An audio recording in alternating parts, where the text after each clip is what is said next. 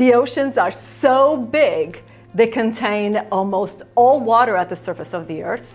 They contain much of the volcanic rock on Earth. They contain oases of life, both at the surface and at depth.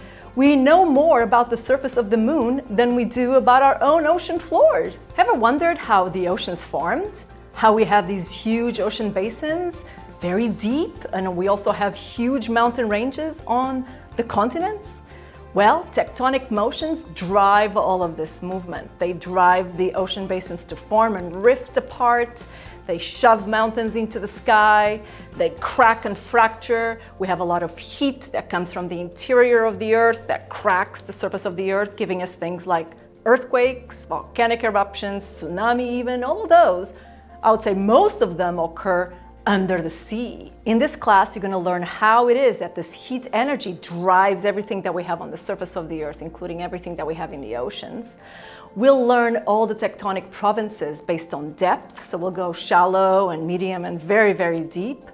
We'll learn about the types of coasts we have, depending on what kind of tectonic environments we'll have. We'll focus on our California coast here too. And unfortunately, we'll also learn about the types of pollution that occur in the oceans that affect all life in the oceans, and including us here on the surface of the planet. We'll learn about our cousin mammals that made their way into the oceans millions of years ago and with which we share common DNA.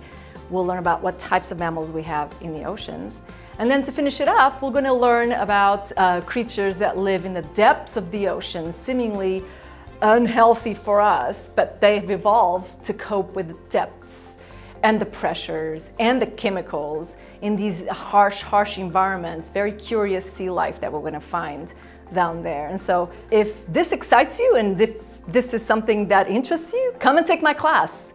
You'll find that you'll enjoy it and there's much fun to be had. Thank you.